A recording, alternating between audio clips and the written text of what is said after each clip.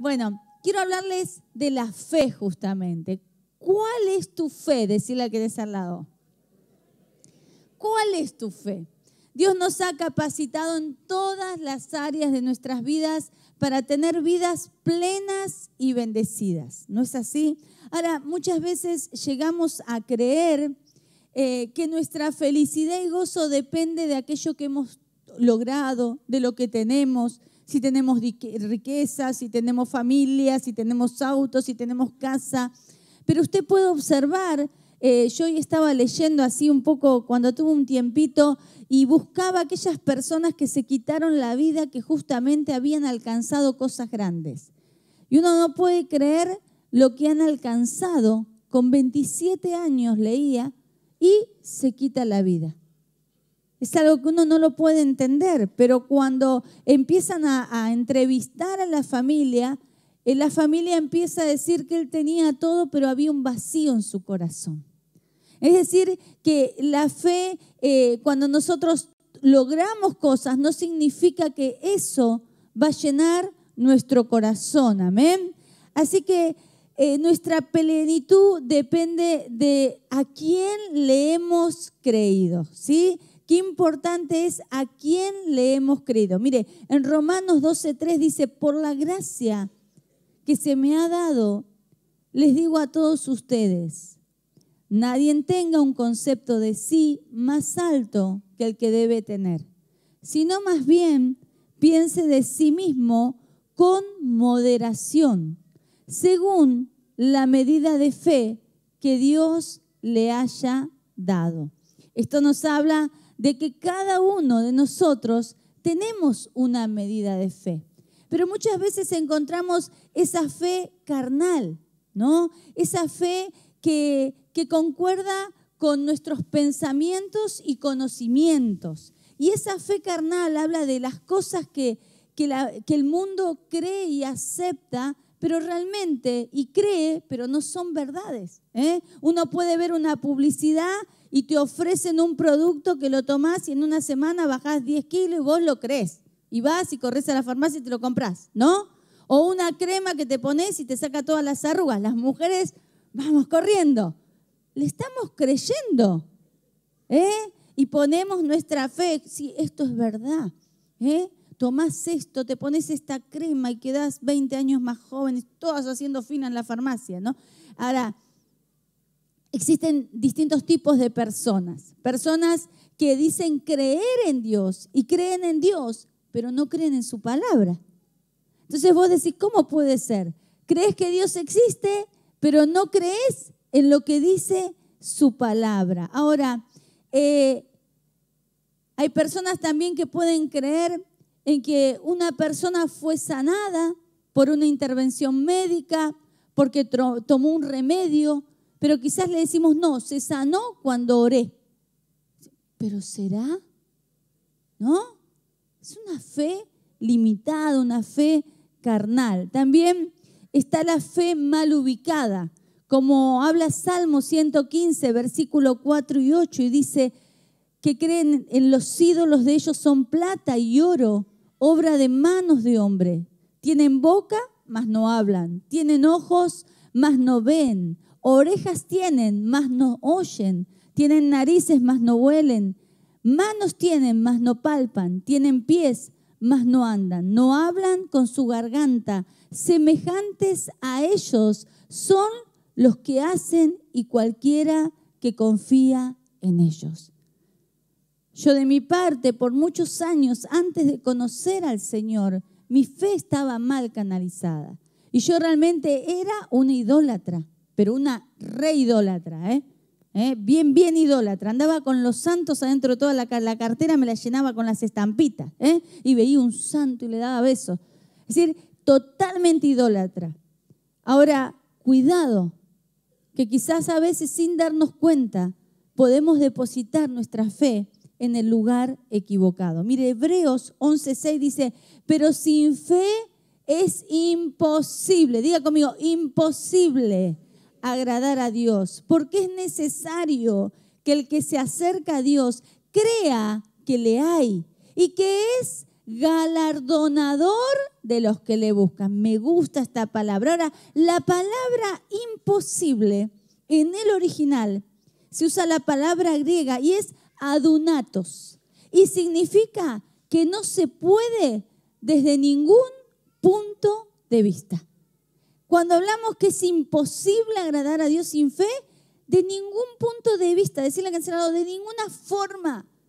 Porque Dios ha depositado en cada uno de nosotros fe, que muchas veces la hemos canalizado mal. Ahora, ¿dónde tiene que estar mi fe? Mire, en Marcos 11, versículo 12, yo no voy a leer todos los versículos, porque si no vamos a extendernos mucho, y quiero ir a la palabra central que quiero compartirles en esta tarde, pero habla de cuando Jesús se encuentra con una higuera, que justamente lo compartió el pastor el otro día, y pasó por esa higuera y fue a buscar frutos y no los encontró.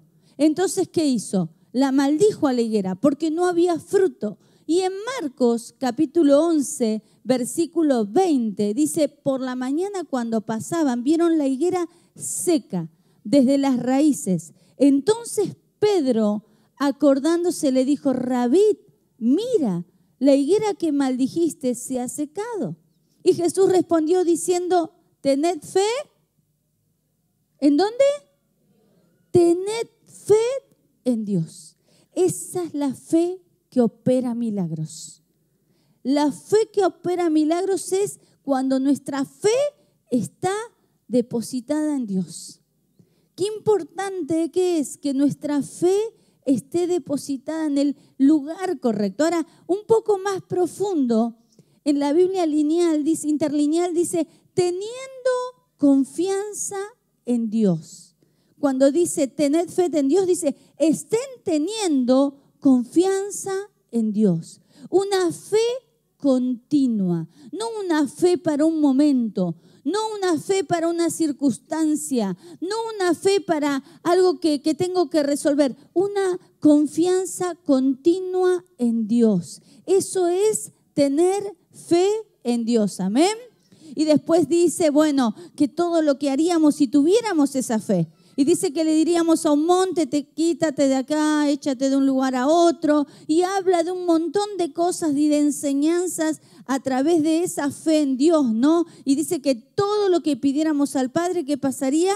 Nos daría. Ahora, lo contrario de la fe, ¿qué es? La incredulidad. Y la incredulidad es muchas veces algo que está en nuestro corazón escondido, que no nos damos cuenta, pero hay incredulidad. ¿Por qué? Por nuestra conducta podemos ver que hay incredulidad. En Salmo 78, 22 dice, porque no creyeron en Dios, ni confiaron en su salvación.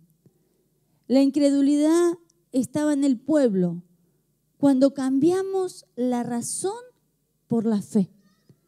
La incredulidad no te permite avanzar.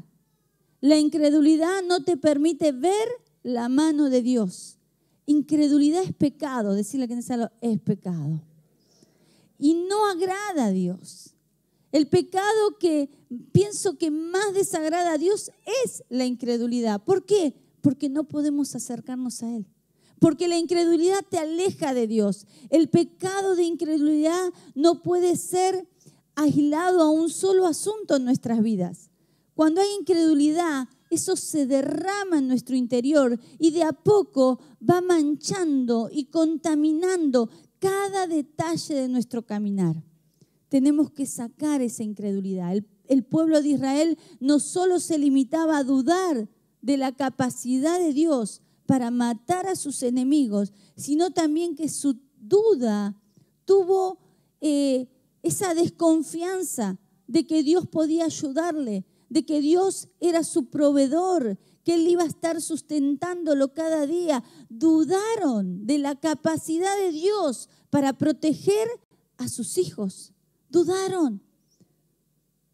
Y eso provocó dolor en el corazón de Dios, a tal punto que usted puede leer en la palabra en Deuteronomio 1, 40, 42, que dijo, vosotros volveos, id al desierto, pues no estoy entre vosotros.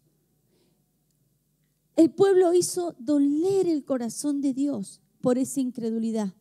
Porque la actitud de ellos manifestaba que había incredulidad. Y muchas veces nosotros podemos decir, tengo fe en Dios, pero mi conducta muestra que hay pequeños efectos en mi vida que producen la incredulidad. Si tenemos incredulidad, esa área se extiende y contamina todo nuestro corazón. Podemos confiar en Dios en algunos asuntos, tales como creer que nos salva por la fe, que es todopoderoso, que su Espíritu habita en nosotros. Pero ¿confiamos en Él por nuestro futuro? ¿Confiamos en Él en su provisión, en nuestra salud, nuestras finanzas? ¿Confiamos en que Dios tiene el control de lo que va a pasar mañana en mi vida? ¿Confiamos en Dios que Él nos da la victoria sobre el pecado? La incredulidad nos lleva al pecado de la presunción. Y presumir es atreverse a pensar que nosotros sabemos lo que es correcto. Es una arrogancia que dice, yo conozco el camino y actúa por su propia cuenta. Así que la incredulidad es en la fe como las tinieblas en la luz, para que usted tenga una idea, ¿no? Es lo que produce. Ahora, vemos a través de los pasajes bíblicos que Jesús hubo momentos que Él se maravilló. Porque realmente a Jesús, ¿qué lo puede maravillar? Que yo cante, que predique, que vayan los enfermos y ore por ellos. Pero hubo cosas que a Dios le maravilló y fue ver fe en muchas personas. Pero también Dios se asombró, dice la palabra, cuando Él entró a aldeas y veía que la gente era incrédula y que Dios quería hacer milagros, pero la incredulidad de ellos era tal que Él no pudo hacer milagros. Dice en Mateo 13:58, y no hizo muchos milagros allí a causa de la incredulidad de ellos. La incredulidad da lugar a cegar nuestra visión. ¿Sabía usted? Cuando usted aloja en su vida incredulidad, da lugar a que el Dios de este siglo produzca ceguera espiritual en su vida. Hay una ilustración que habla de un niño que se había sacado un ojo con un objeto puntiagudo. Y esto, al pensar que un nene puede lastimarse un ojo con un objeto puntiagudo, causa como dolor, ¿no? ¡Qué terrible! Está ciego, no puede ver. Y eso nos provoca como un sentimiento de, ¡ay, pobrecito! Pero realmente esto es exactamente lo que ha hecho el Dios de este siglo. Dice la palabra en 2 de Corintios 4:4, en los cuales el Dios de este siglo cegó el entendimiento ¿de quién? De los incrédulos, de los que no creen, de los que no tienen fe, para que no resplandezca la luz del evangelio de la gloria de Cristo, el cual es la imagen de Dios. Ahora, qué importante que en esta noche podamos ver cómo está nuestra fe, porque la fe nos va a llevar a lugares que no imaginamos. La fe nos va a catapultar a la victoria. ¿Cuántos que están pidiéndole algo al Señor? Y bueno, en esta noche vamos a activar esa fe para que Dios pueda hacer algo poderoso. Y hay una historia de la Biblia que a mí particularmente es una de las historias que más me atrae. Porque veo en una mujer idólatra, en una mujer pagana, una fe que puede poner en Dios en el momento justo. Y yo quiero que juntos veamos esta historia. Dice en Josué, capítulo 2, versículo 1, dice, y Josué, hijo de Nun, envió desde Sitín 2 espías secretamente diciendo, andad, reconocer la tierra, Jericó, y ellos entraron en casa de una ramera que se llamaba Rahab y posaron allí. Para ese momento Israel estaba a punto de pasar el Jordán. Israel empezaría a entrar en lo que es la tierra prometida, pero tenían que pelear, tenían que derribar los muros de Jericó. Y ustedes saben que los muros de Jericó eran altos, pero eran anchos, tan anchos que arriba de esos muros habitaba gente. Y justamente, ¿quién vivía ahí? Rahab, una mujer ramera. Y esta mujer dice que estos 2 espías entraron a la ciudad, a la casa de Rahab, que tenía una buena ubicación, era un lugar estratégico y estaba sobre el muro. Y fue ahí cuando estos 2 hombres entraron a la casa de una ramera llamada Rahab, y esta fue una mujer que supo aprovechar las oportunidades de Dios. ¿Cuántos quieren aprovechar las oportunidades de Dios? El primer punto, una fe que vence los límites personales. Anótalo. Una fe que vence los límites personales. Esta mujer, yo no sé qué le pasó en la vida para llegar a ser la ramera del pueblo. Todos la conocían así. No creo que sea muy lindo que te llamen así. Seguramente no conocemos la historia. La Biblia no redacta lo que le pasó. No sabemos si esa mujer fue abusada, fue dañada, fue golpeada. ¿Qué es lo que pasó? Pero seguramente habría en ella dolor, una identidad marcada por lo que ella estaba haciendo, por el pecado que había en ella. Ahora, también sabemos que en Jericó era un pueblo pagano, donde adoraban dioses paganos, eran totalmente idólatras. Es decir, que esta mujer tenía una posición muy poco honrosa. Pero esta Rahab, que tenía una posición muy poco honrosa, nos representa a cada uno de nosotros. ¿Por qué? Porque cada uno de nosotros somos pecadores. Así que esta mujer necesitaba de Dios, como cada uno de nosotros necesita cada día de Dios. Ahora, esta Rahab seguramente estaba escondiendo a estos hombres porque seguramente supo entender que era la oportunidad de su vida. Y cada uno de nosotros tenemos un tiempo, una oportunidad de Dios. Mire, Eclesiastés 9:11 dice: me volví y vi debajo del sol que ni es de los ligeros la carrera, ni la guerra de los fuertes, ni aun de los sabios el pan, ni de los prudentes las riquezas, ni de los elocuentes el favor, sino que tiempo y ocasión acontecen a todos. ¿A quién? Dígalo fuerte. A todos. Es decir, que todos tenemos una oportunidad en la vida. David la tuvo y la aprovechó. Y cada uno de nosotros tenemos una oportunidad. Y Rahab la supo aprovechar. Es decir, que Rahab, en primer lugar, dijimos una fe que... No. ¿Cuál era el primer punto? ¿Cómo? Me hacen chuchu. Yo siento de acá arriba, ¿qué? Que vence. Bueno, el segundo punto.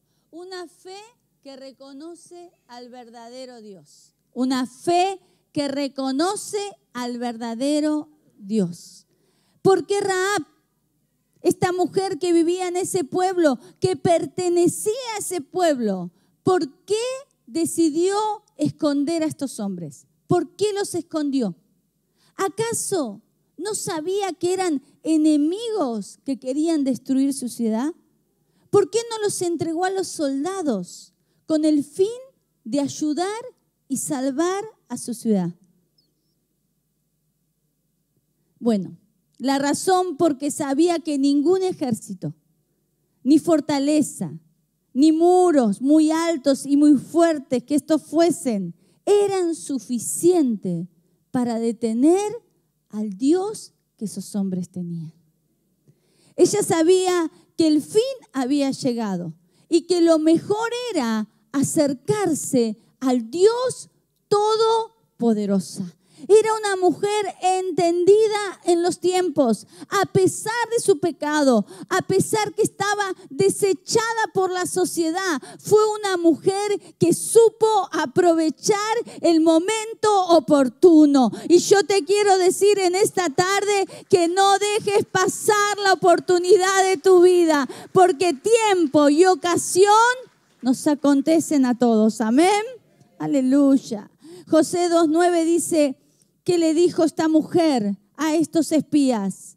Sé que Jehová os ha dado esta tierra, porque el temor de vosotros ha caído sobre nosotros, y todos los moradores del país ya han desmayado por causa de vosotros. Y cuando lo oímos, se acobardó nuestro corazón, no quedando ya valor en hombre alguno por causa de vosotros. Pero miren, es tremenda esta mujer. Miren la confesión que hace. Dice: porque el Señor vuestro es Dios arriba en el cielo y abajo en la tierra. Tremendo. La revelación de esta mujer estaba haciendo una declaración de fe. ¿Quién es Dios? Rahab reconoce la grandeza de Dios. La declaración de esta mujer es trascendental, una declaración de fe tremenda, impactante en la esfera espiritual. Ahora, no solamente que esta mujer tuvo una declaración de fe como nosotros la hemos tenido. ¿Cuál es nuestra declaración de fe? Si crees con el corazón que Jesús es el Hijo de Dios y confesares, ella lo declaró.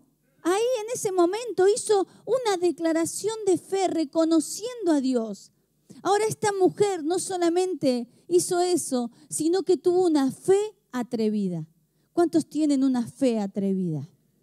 Esa fe que no es esa fe pequeña. A veces yo recuerdo una situación que para mí fue una fe atrevida. Yo estaba en la peluquería, trabajaba, tenía un negocio, tuve varios negocios en Turdera. Y un día llegaba cansada porque, claro, iba, venía y tenía 2 chicas que trabajaban conmigo. Una se encargaba de todo lo que es depilación y la otra me ayudaba a mí en todo lo que era peluquería. Entonces llegué cansada, eran las 3 de la tarde y nos sentamos ahí las 3 y yo estaba muy cansada y me dice una de ellas: Zulma, tenemos que orar por un auto. ¿Un auto? Dije, sí. Yo decía, ¿cómo voy a comprar un auto ahora? Sí, bueno, oremos, oramos. Bueno, sí, oramos. Dijimos, ¿vieron cómo empieza? Ora vos. Oramos. Y oramos, Señor, dale un auto, porque ellos veían que yo iba, venía. Mire, pasaron 3 días. Llegó un tío mío que nunca pensé en la vida. Como dicen los chicos, en la vida. Y lo estaba atendiendo, porque a veces atendía a varones también. Y me dice, vos tenés, qué lindo el auto que tiene Fer, me dice, ¿no? Sí, ¿te gusta? Sí. ¿Y vos no tenés auto? No. Vení a la agencia, él tenía agencia. Vení que yo tengo un auto para vos. ¿Para mí? ¿Para mí? Sí, tengo un auto para vos. ¿Te imaginan? Salí de la peluquería, me fui a la agencia ahí y hasta espera hasta el otro día. Y así fue. Y Dios me dio un 133, me acuerdo. Y después mi tío me dijo, está medio feito, lo vamos a llevar, vamos a hacer chapa y pintura y te lo voy a pintar. Yo me acuerdo que me había ido unos días, volví, el auto estaba en casa amarillito, precioso. Y después Dios me siguió, me bendijo más, porque estaba ese plan canje, ¿se acuerdan? Bueno, y ahí mi tío me dice, yo te voy a dar un 147. Era, mire, no sabe lo que era ese autito, pistero era, ¿no? Tenía todo así, era hermoso. Porque Dios es así. Porque Dios es así. No fue mi fe, fue la fe de esas 2 mujeres que se atrevieron a pedir algo que yo no me atrevía. Ahora, esta mujer quería un cambio y quería y no quería morir en la misma condición que vivía. Rahab estaba cansada de esa vida, cansada de vivir de esa manera, que la llamaran la ramera de ese lugar. Ella estaba harta de ese lugar y esa mujer se atrevió, como la mujer sirofenicia, recuerdan, griega, que cuando su hija estaba endemoniada y Jesús pasaba por ahí, fue y le dijo: Señor, libertá a mi hija. Y Jesús le dijo: pero no, yo no vine a vos, vine al pueblo de Israel. Pero Señor, aún los perrillos comen de tu mesa. Y Jesús le dijo: wow, se maravilló el Señor de la fe de esa mujer. ¿Y qué pasó? El milagro sucedió. Cuando uno se atreve a más, yo te quiero animar en esta tarde. Esta palabra viene de parte de Dios para tu vida. Si te estás limitando,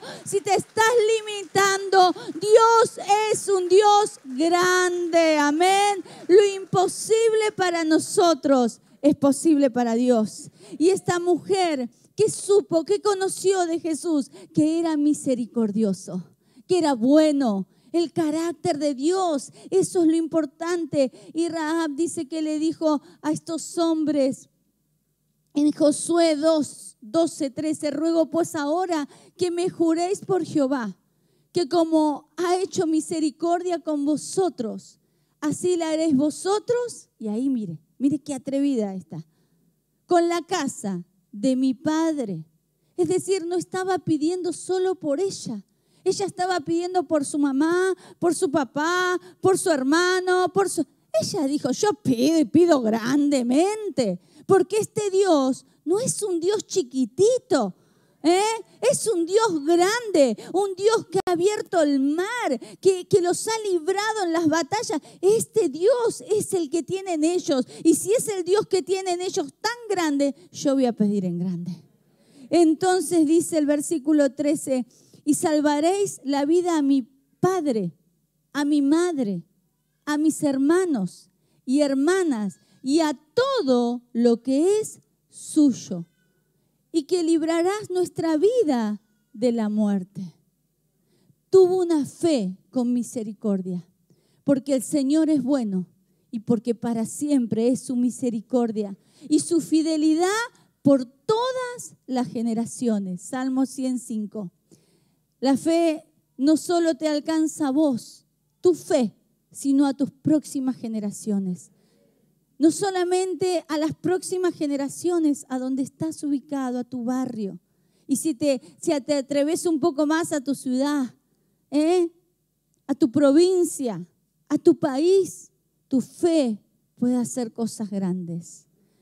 Una fe que conduce a la obediencia. Rahab tuvo una fe con obediencia. No solamente creyó y activó su fe, sino que obedeció.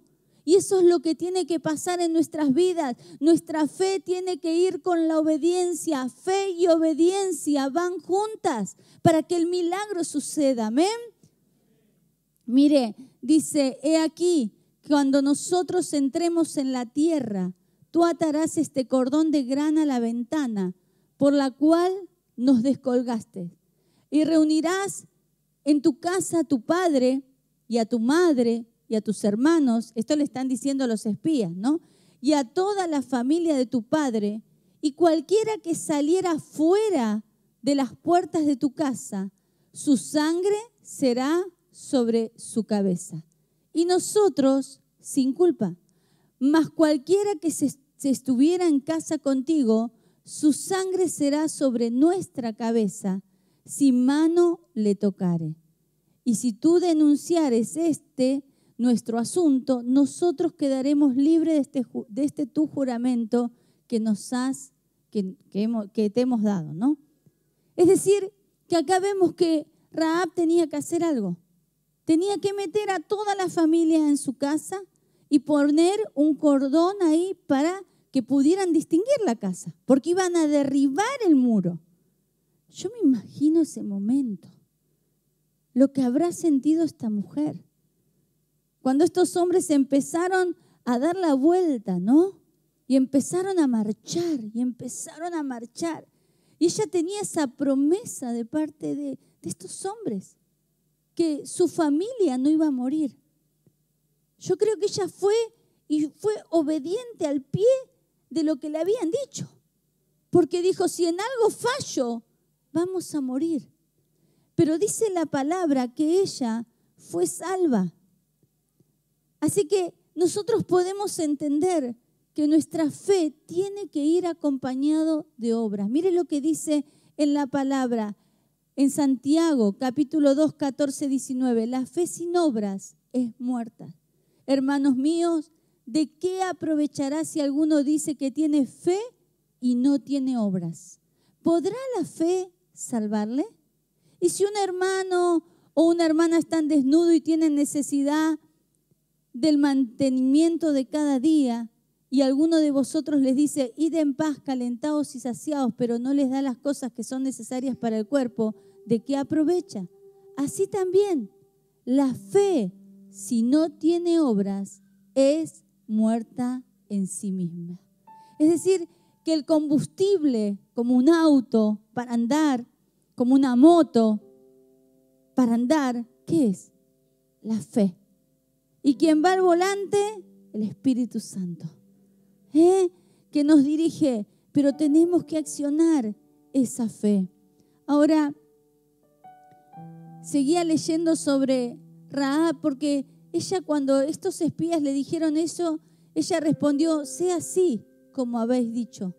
Luego los despidió en Josué 2, 18, 21, y se fueron, y ella ató el cordón de grana a la ventana.